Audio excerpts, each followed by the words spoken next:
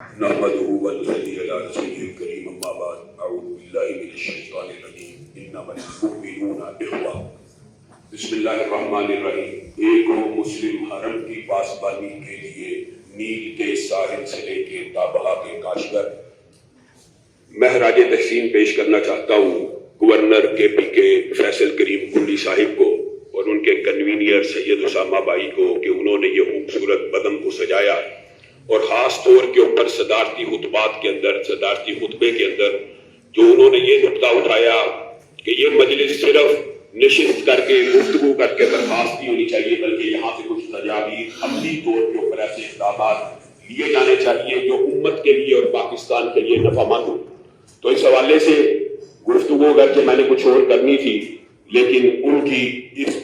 بہترین تنبیہ کے بعد میں 4 گزارشات اور 4 قراردادیں اس ہاؤس کے ذریعے پیش کرنا چاہتا ہوں اور یہ چاہتا ہوں کہ اعلامیے میں ان کو حصہ دیا جائے۔ پہلی بات سید ضیاء اللہ شاہ بخاری بھائی نے کہی کہ ابھی رمضان آئے گا 8 تراویح 20 تراویح کی بحث ہوگی، رفع دین کی بحث ہوگی۔ میں ایک بات کہنا چاہتا ہوں، جب تک حقیقی بیماری اور مرض کو سمجھا نہ جائے اس کا علاج نہیں ہو سکتا۔ کبھی بھی پاکستان کے اندر 20 تراویح یا 8 تراویح کے اوپر قتل یا فتنہ یا فساد بپا نہیں ہوا۔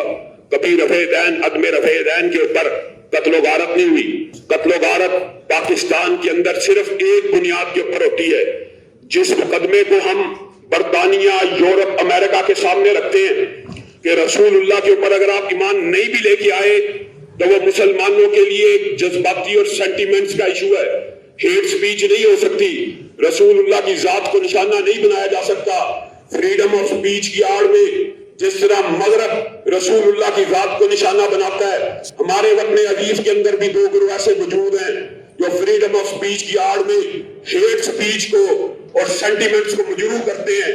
یہاں اگر یہ ہاؤس اللہ کی قسم کھا کے کہتا ہوں اس بات کے اوپر اتفاق کر لے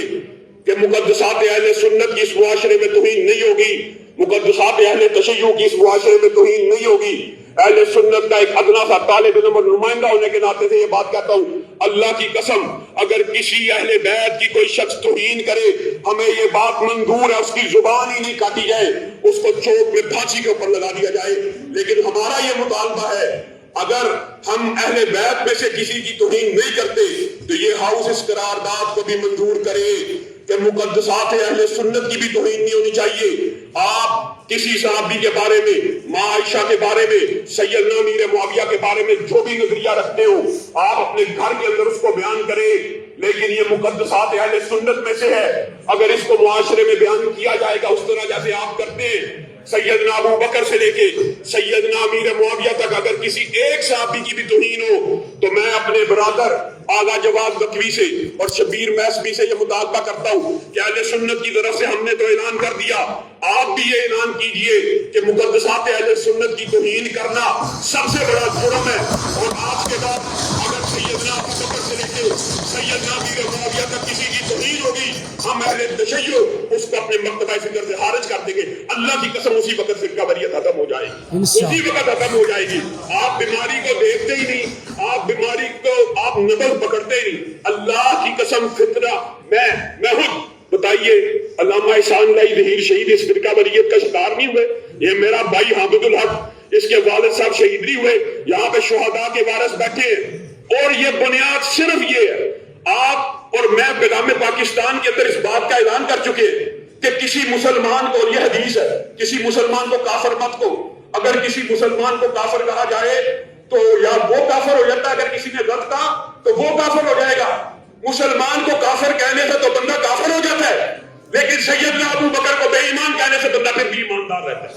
اللہ کا خوف کرنا چاہیے۔ ایک قرارداد یہ ہے کہ فیصل کریم کنڈی بھائی کو آگے بڑھ کے یہ اعلان کرنا چاہیے کہ جس طرح اہل بیت کی اسلامیہ میں شامل کرے نہ کوئی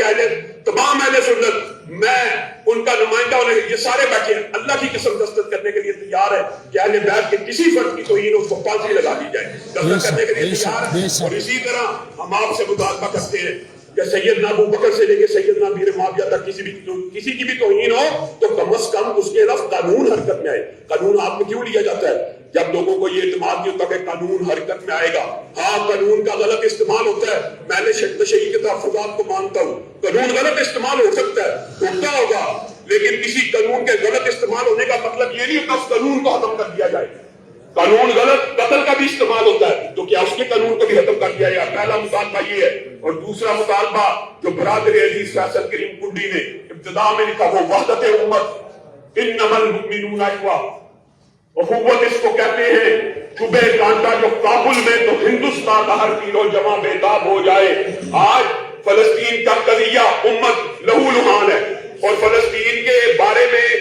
جیسے مسلمانوں نے جذبات کا اظہار کیا اس ہاؤس کے ذریعے، ایک فلسطین کے حق میں جو قراردادیں ہیں، نتنیاہو کے جو گندے اور غلیظ بیانات ہیں، اس کی بھی مذمت یہ ہاؤس کرے۔ اور تیسری قرارداد میں یہ پیش کرنا چاہتا ہوں، جس طرح مسجد اقصی مسلمانوں کے لیے مقدس ہے،